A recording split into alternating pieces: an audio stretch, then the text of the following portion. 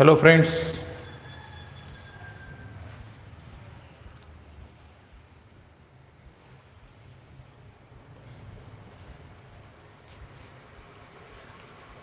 Good morning. बोर्डवरचा problem तुम्हाला पूर्ण दिसतोय का बघा.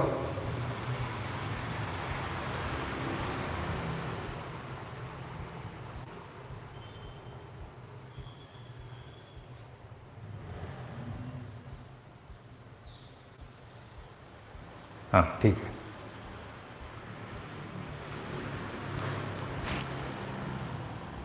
बोर्डवर दिलेला प्रॉब्लेम लिहून घ्या. ज्यांच्याकडे पुस्तक नाहीत त्यांनी हा प्रॉब्लेम लिहून घ्या.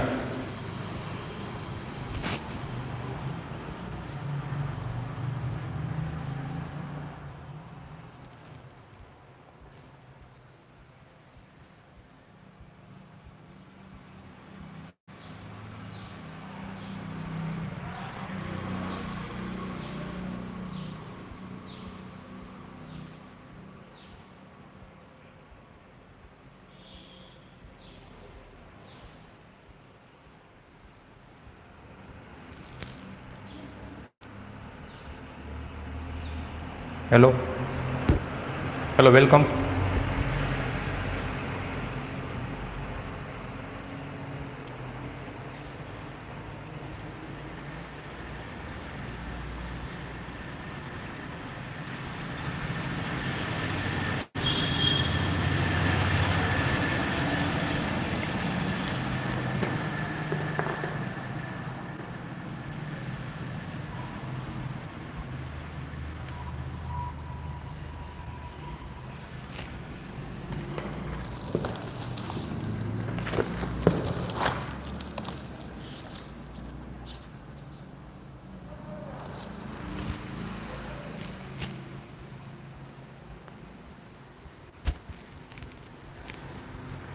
नमस्कार मित्रांनो, स्वागत आहे तुमचं माझ्या या यूट्यूब चॅनलमध्ये. तर कालच्या व्हिडिओमध्ये आपण प्रॅक्टिस सेट 2.4 यामधले काही उदाहरणं आपण पाहिले होते. Practice set 2.6. तर मला वाटतं आपण 4 प्रॉब्लेम्स त्यातले पाहिले होते. तर या व्हिडिओमध्ये याच्या पुढचे काही प्रॉब्लेम्स आपण बघणार आहोत. चला तर मग सुरू करूयात. तर 6वा प्रॉब्लेम आहे, mister Kasam runs a small business of making earthen pots. He makes certain number of pots on daily basis. Production cost of each pot is ₹40 more than 10 times total number of pots he makes in 1 day. If production cost of all pots per day is ₹600, find production cost of 1 pot and number of pots he makes per day. Okay, तर प्रॉब्लेमचा अर्थ व्यवस्थित लक्षात घ्या. तर mister Kasam यांचा एक छोटासा business आहे मातीची भांडी बनवायचा. तर ते ठराविक संख्येने दररोज ती भांडी बनवतात. ते किती बनवतात दररोज हे आपल्याला माहीत नाही, ते आपल्याला काढायचं आहे.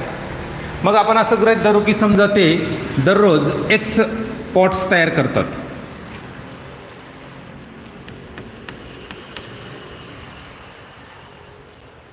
तर production cost of each pot, प्रत्येक भांड्याची तयार करण्यासाठी म्हणजे त्या भांड्याचा तयार करण्याचा खर्च हा कसा आहे, ₹40 more than 10 times total number of pots. म्हणजे जेवढे भांडे ते तयार करतात त्याच्या 10 पटीपेक्षा 40 न जास्त. एक उदाहरण बघा, समजा ते दररोज 4 भांडे बनवतात असं आपण गृहीत धरलं. तर मग एका भांड्यावर किती खर्च होतो, तर ह्या संख्येच्या 10 पटीपेक्षा, आता याची 10 पट करा म्हणजे 4 गुणिले 10 आणि अधिक 40 म्हणजे 10 40, 40 आणि हे 40, ₹80 एका भांड्यावर खर्च. हे तुम्हाला मी एक उदाहरण सांगितलं. मग आता या पद्धतीने बघा की दररोज ते X भांडी तयार करतात असं आपण गृहीत धरलं आहे. तर मग त्यांना एका भांड्याला किती खर्च येणार आहे, तर याच्या 10 पटीपेक्षा, याची 10 पट करा 10x आणि त्यामध्ये 40 मिळवा हां, तर हे काय आलं, तर ही किंमत आहे एका भांड्याची, म्हणजे तयार करण्याची प्रोडक्शन कॉस्ट आहे ती. लक्षात आलं का? म्हणजे दररोज ते एक्स पॉट्स तयार करतात आणि एक पॉट तयार करायला एवढा खर्च येतो. मग पुढं काय आपल्याला दिलेलं आहे, if production cost of all pots per day is ₹600, म्हणजे पूर्ण एका दिवसाची जेवढे भांडे तयार होतात त्या भांड्यांची टोटल प्रोडक्शन कॉस्ट आपल्याला ₹600 दिली आहे. मग आता ही कशी असणार आहे बघा, जसं आता आपल्याला ह्या उदाहरणामध्ये टोटल प्रोडक्शन कॉस्ट काढायची, तर तुम्ही कशी काढताल, तर दररोज ते समजा 4 भांडे बनवतात, ठीक आहे, आणि एक भांडं बनवायला त्यांना किती खर्च येतो, ₹80. मग हे सगळे भांडे बनवायला किती खर्च येईल, तुम्ही काय करताल, तर 4 आणि 80 यांचा गुणाकार करताल, ठीक आहे.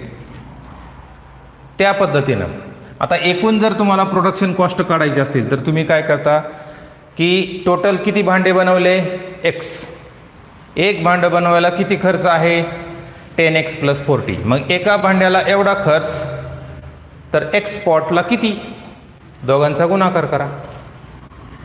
मग या दोघांचा गुणाकार करायचा आणि तो गुणाकार 600 एवढा दाखवायचा, म्हणजे आपल्याला एक इक्वेशन मिळेल, ठीक आहे. So solution, let mister Kasam makes X pots each day.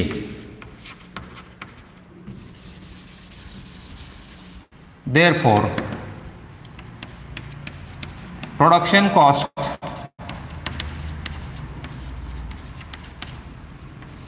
of each pot is equal to rupees. तर याची 10 पट करा आणि 40 मिळवा, दॅट इज 10x + 40. ठीक आहे, इथपर्यंत समजलं. दररोज x भांडे बनवतात आणि एक भांडं बनवायला एवढा खर्च येतो. मग टोटल खर्च कसा काढणार, या दोघांचा गुणाकार करायचा. Therefore total production cost is equal to x in bracket 10x + 40. Therefore, by the given condition,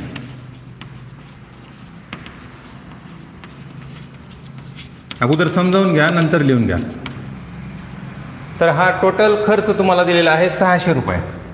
so x into 10x + 40 is equal to 600.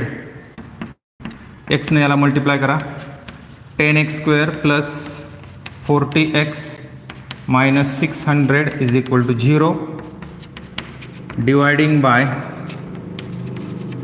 10. x² + 4x - 60. हां, हे उदाहरण सोडवा. याच्या एक्सच्या 2 किमती काढा, काय येतात बघा.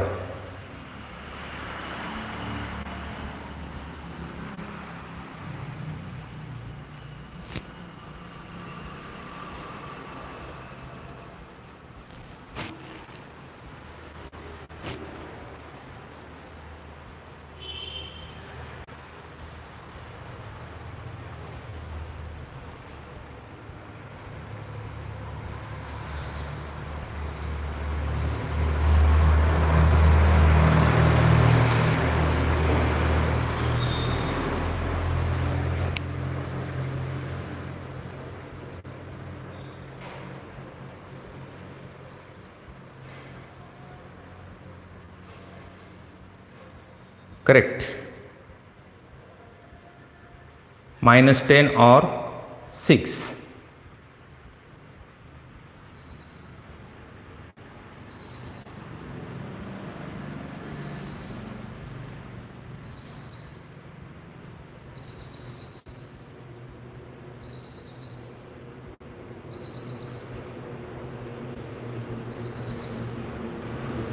तर एक्सच्या 2 किमती आपल्याला मिळाल्या, -10 आणि 6, परंतु त्यातली -10 ही नॉट ॲप्लिकेबल आहे.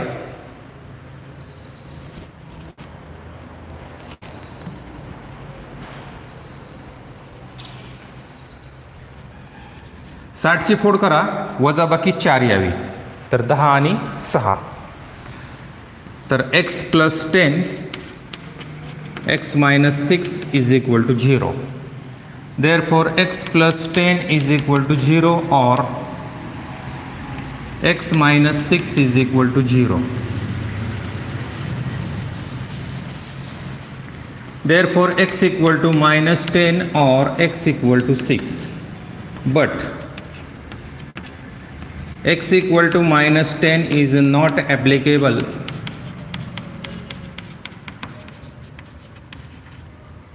हे तुम्हाला का ॲप्लिकेबल नाही याचं जर रिझन लिहिता येत असेल ना तर तुम्ही लिहू शकता. म्हणजे तुम्ही हे लिहायच्या असं म्हणू शकता, but number of pots can not be negative असं तुम्ही लिहू शकता. पण ते प्रॉब्लेमनुसार ते रिझन बदलत जातं, मग ते काही जणाला लिहिता येत नाही. तर अशा विद्यार्थ्यांनी डायरेक्ट फक्त मग असं लिहित जा, बट x = डॅश काय व्हॅल्यू असेल ती इज नॉट ॲप्लिकेबल.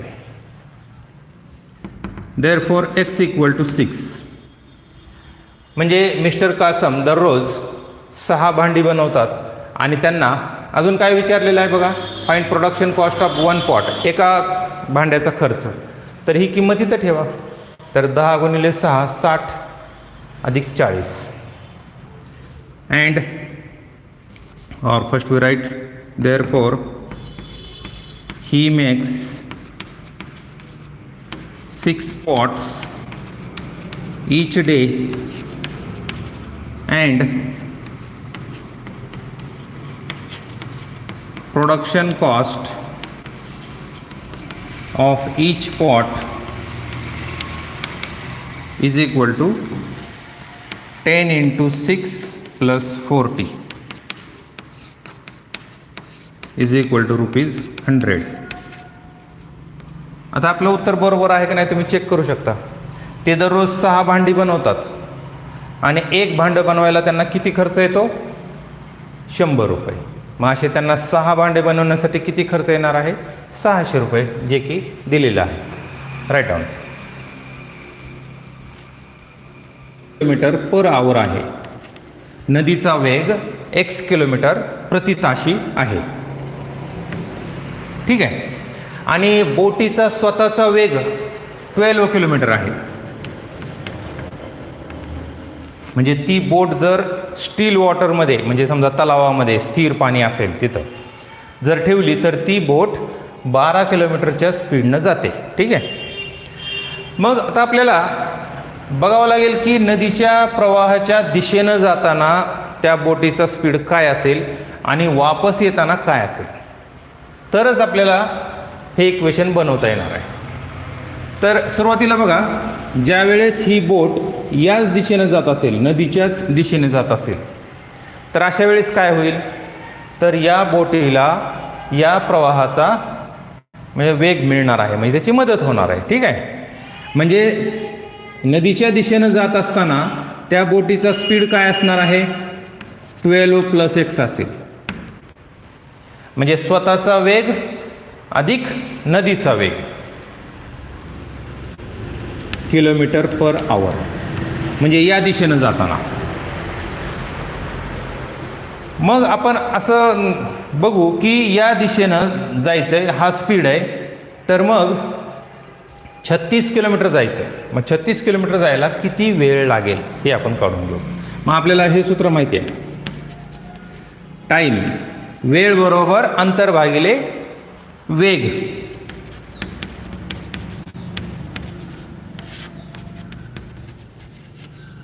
तर हे सूत्र आपण इथं वापरू.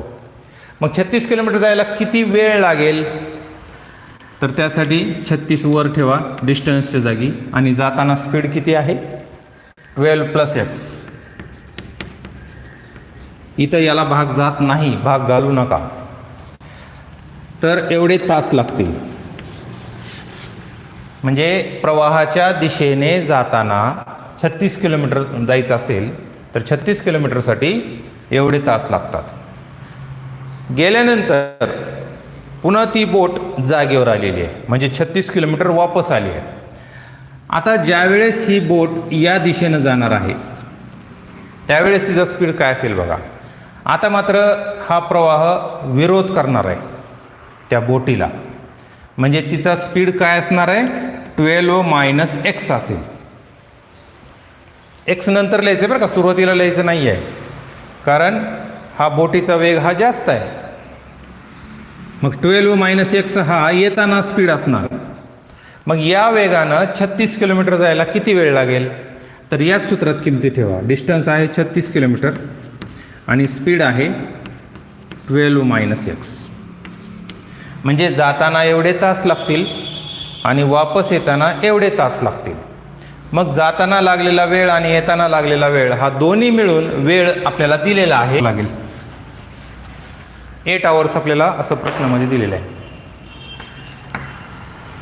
तर या ठिकाणी आपल्याला 4 ने डिवाइड करता येईल. So dividing by 4, 9/12 + x + 9/12 - x = 2. छेदांचा गुणाकार करा. 144 - x² आणि आता तिरकस गुणाकार करा. 108 - 9x + 108 + 9x = 2. तर यातले हे 9x कॅन्सल होतील.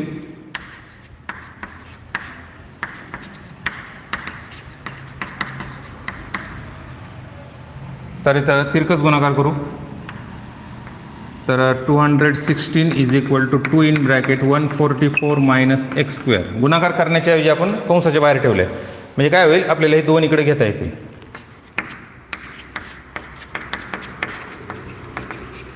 So 108 = 144 - x². हे x² अलीकडे घेऊ, 108 पलीकडे घेऊ.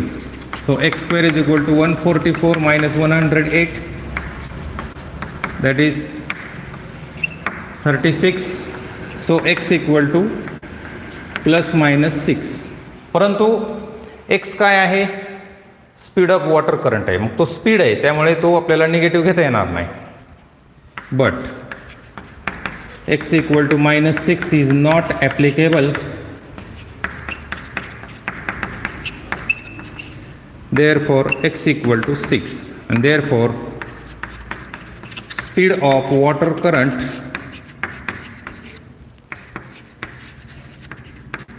is equal to 6 km/h. Write down.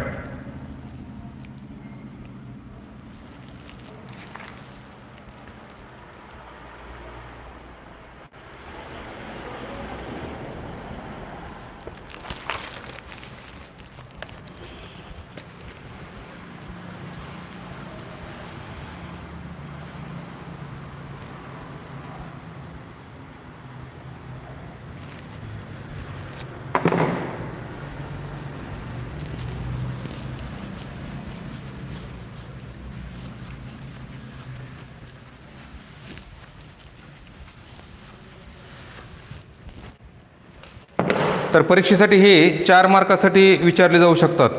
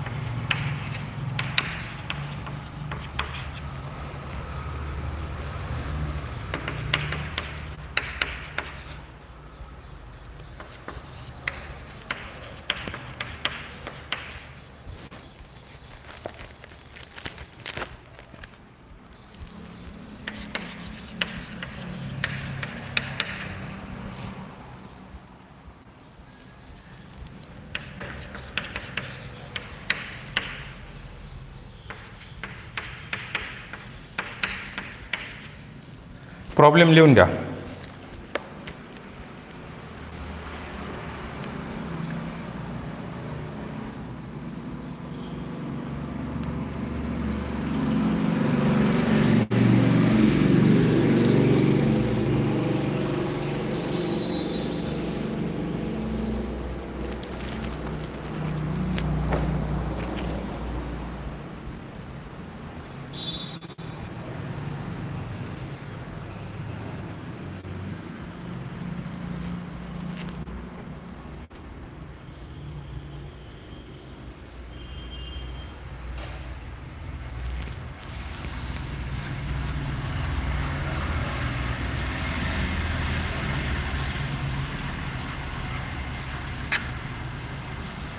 हे वर्क डनचे प्रॉब्लेम्स 4 मार्कासाठी परीक्षेमध्ये बऱ्याच वेळा आलेले आहेत.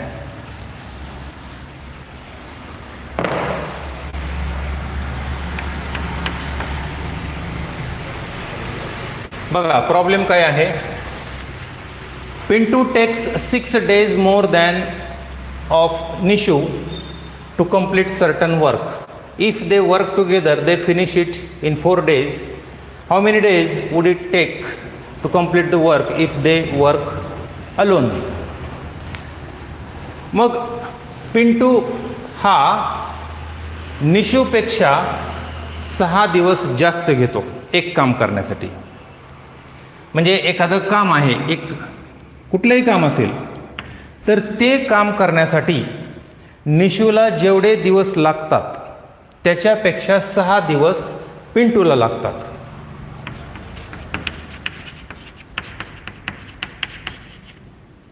मग ज्याचं कमी असेल, म्हणजे ज्याला कमी दिवस लागत असतील ते आपण गृहीत धरू. समजा निशूला x दिवस लागतात, एक काम करायला निशूला x दिवस लागतात. मग पिंटूला किती दिवस लागतील?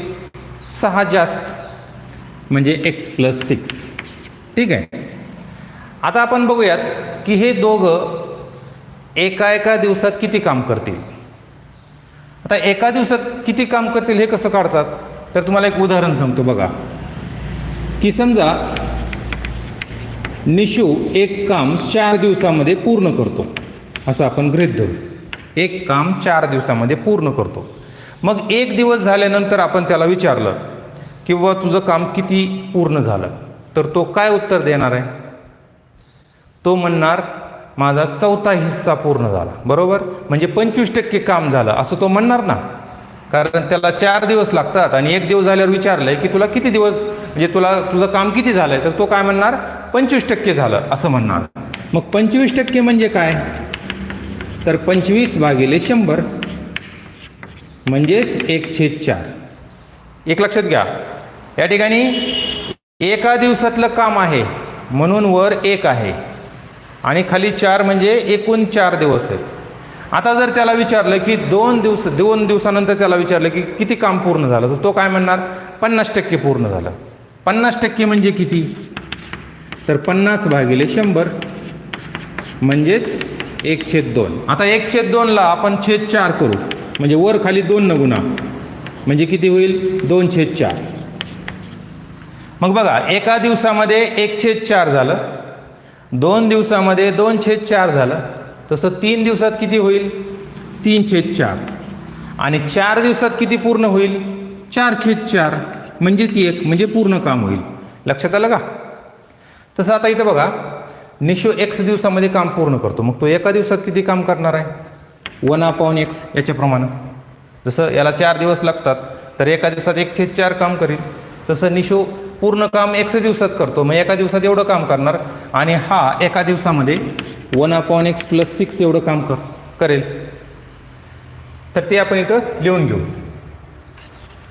Late Nishu takes x days to complete the work.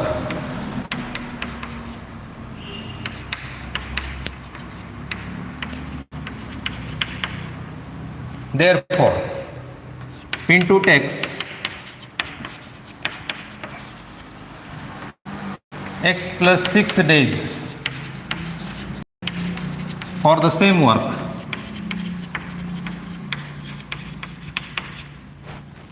Therefore, in one day,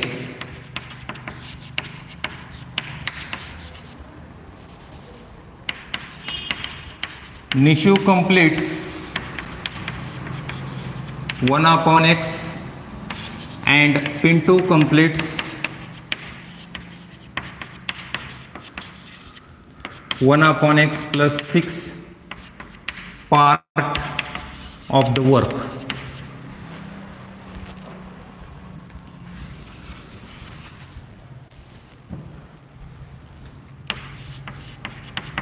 हे दोघांचे आपण एका दिवसातले काम काढले.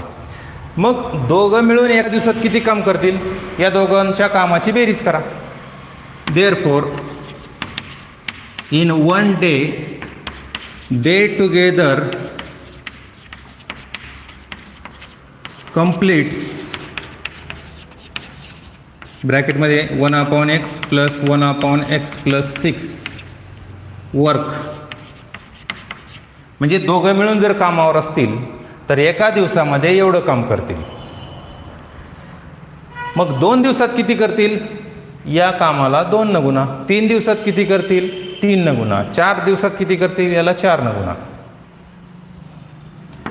Therefore, in 4 days they complete. तर या ब्रॅकेटला 4 न गुणायचं कारण हे एका दिवसाचं काम आहे. मग 4 दिवसाचं पाहिजे म्हणून याला 4 न गुणायचं. 4 in bracket 1/x plus 1/x plus 6 work. परंतु आपल्याला असं सांगितलंय की 4 दिवसामध्ये ते काम पूर्ण करतात. म्हणजे या कामाची किंमत म्हणजे हे काम पूर्ण आहे म्हणजे याची किंमत 1 आहे. Therefore, by the given condition याची किंमत आपण 1 दाखवू. 4 in bracket 1/x plus 1/x plus 6 is equal to 1. तर हे 4 इकडे घेऊ आणि छेदाचा गुणाकार करू. सो x² प्लस 6x याचा आणि याचा गुणाकार केला. नंतर यांना याला गुणायचं आहे x प्लस 6 x ने याला गुणायचं आहे x इज इक्वल टू 1/4. तर याचा आणि याचा गुणाकार करू. So x² plus 6x is equal to. आता बघा हे x आणि x झाले 2x. मग 2x आणि 4 यांचा गुणाकार करा 8x. नंतर 4 आणि या 6चा गुणाकार. तर हे दोन्ही टर्म आपण डावीकडे घेऊ. Therefore, x² plus 6x minus 8x minus 24 is equal to 0. So x² 6x minus 8x is minus 2x minus 24. हां सोडवा हे.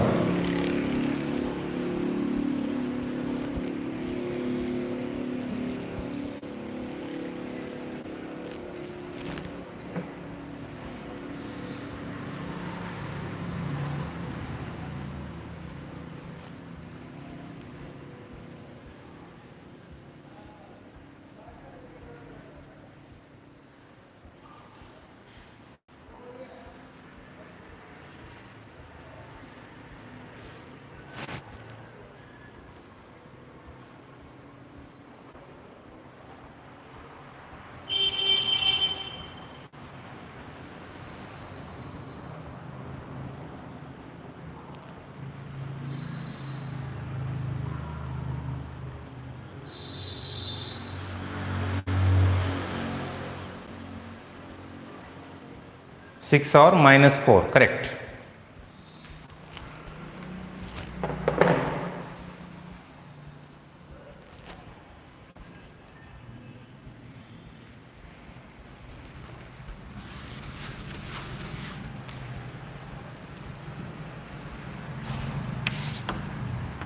Here x minus 6 x plus 4 is equal to 0. Therefore x minus 6 equal to 0 or x plus 4 is equal to 0. Therefore x equal to 6 or x equal to -4. But x equal to -4 is not applicable.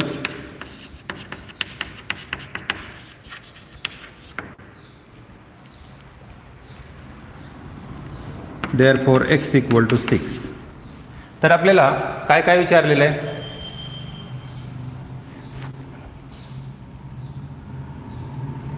How many days would it take to complete the work if they work alone. ते जर एक एकटे कामावर असतील तर ते काम किती दिवसात पूर्ण करतील. तर आपल्याला माहिती आहे निशू 100 दिवसात करतो, म्हणजे निशूला 6 दिवस लागतील आणि पिंटूला 6 + 6 म्हणजे 12 दिवस लागतील. Therefore Nishu takes 6 days and Pintu takes 6 + 6, that is 12 days to complete the work alone. To complete the work alone.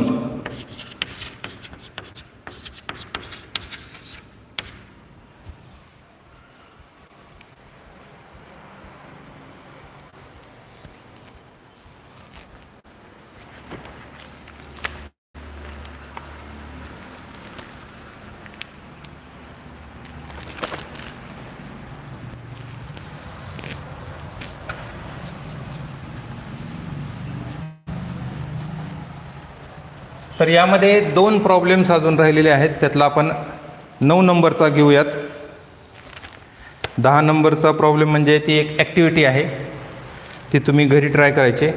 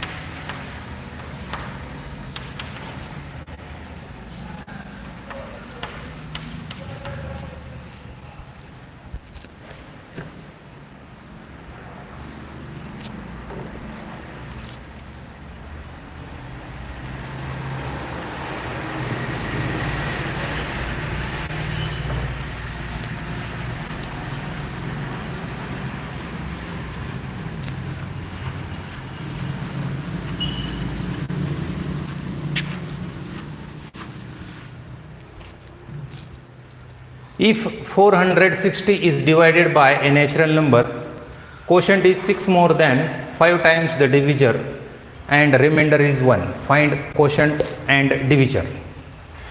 तर यामध्ये डिव्हिजर, त्यानंतर रिमाइंडर, कोशंट यामधलं एक रिलेशन आपण याच्या अगोदरच्या स्टँडर्डमध्ये, म्हणजे तुम्हाला मला वाटतं ते 6वी 7वीलाच झालेलं आहे. हे बघा, एक लक्ष द्या. समजा 16 ही संख्या आहे आणि या 16ला 3 ने डिवाइड करायचं, तर काय होईल? 3 आपण या 16ला भागायचं, तर 3 × 5 = 15. किती बाकी उरली? 1. मग हे आपण कसं लिहितो? तर dividend is equal to divisor into quotient plus remainder, हे सूत्र आपण वापरतो. तर डिव्हिडंड म्हणजे ज्याला भागायचं आहे ती संख्या.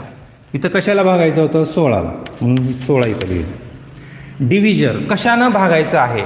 3नं, सो 3 इंटू कोशंट किती आलेलं आहे? 5 प्लस रिमाइंडर आहे 1. म्हणजे हे असं मिळालं 16 बरोबर 3 × 5 + 1, कारण 3 × 5 = 15, 15 ने 16. तसं आता आपल्याला सांगितलंय की 460ला डिवाइड करायचं आहे. जसं 16ला डिवाइड केलंय तसं 460ला डिवाइड करायचं आहे. कशानं डिवाइड करायचं आहे? एका नॅचरल नंबरनं, समजा एक्सनं. तर मग काय होत आहे? तर कोशंट हा किती येतो? तर डिव्हिजरच्या 5 पटीपेक्षा 6 जास्त येतो. आता डिव्हिजर किती आहे? x आहे, तर ह्याची 5 पट करा. किती झाली? 5x. आणि त्याच्यापेक्षा 6 जास्त म्हणजे 5x प्लस 4 6. तर एवढा भाग बसतो. आणि बाकी किती उरते? Remainder is 1. म्हणजे याच्याप्रमाणे जर तुम्ही लिहिलं तर तुम्हाला इक्वेशन काय मिळेल? डिव्हिडंड म्हणजे कशाला भागायचं आहे? 460ला. कशानं भागायचं आहे? एक्सनं. तर डिव्हिजर का कोशंट काय येतो? तर या डिव्हिजरच्या 5 पटीपेक्षा 6 जास्त येतो, म्हणजेच 5x प्लस 6 येतो आणि रिमाइंडर असतो 1. तर हे आपण इक्वेशन सोडवू शकतो. Solution. Let the natural number is x, therefore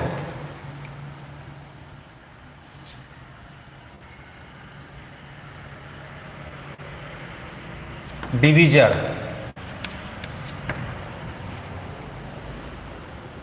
तर अगोदर आपण इथं तुम्ही हे सगळं लिहू शकतात. म्हणजे डिव्हिडंड काय आहे, डिव्हिजर काय आहे, रिमाइंडर काय आहे, हे सगळं तुम्ही लिहू शकतात. तर डिव्हिजर काय सांगितलं तुम्हाला? डिव्हिजर कशानं भागायचं आपल्याला? एक्सनं भागायचं आहे. Therefore divisor is equal to x. तर अगोदर आपण कोशंट घेऊ. कोशंट इज इक्वल टू याच्या 5 पटीपेक्षा 6 जास्त म्हणजे 5x प्लस 6. अँड डिव्हिडंड ज्याला भागायचं आहे ती संख्या म्हणजे 460. 9. तर एक रिलेशन लिहायचं आपण. Dividend is equal to divisor into quotient plus reminder.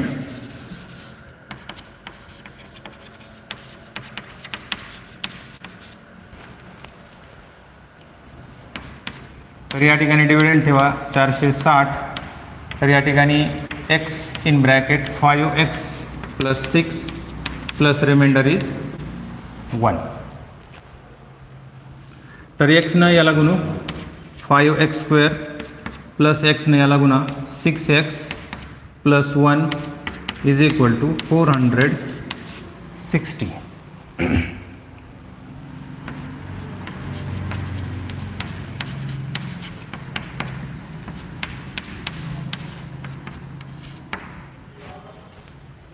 आता हे तुम्ही ट्राय करायचं आहे.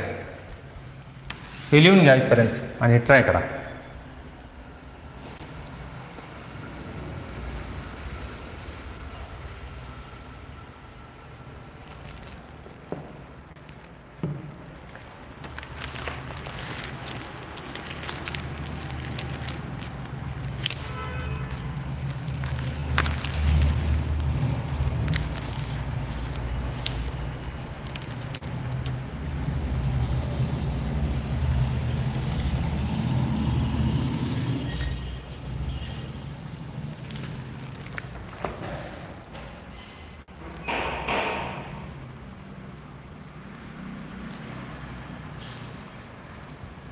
तर या व्हिडिओमध्ये इतकंच. हे तुम्ही घरी ट्राय करा आणि उत्तर काय येतं ते बघा. थँक्यू.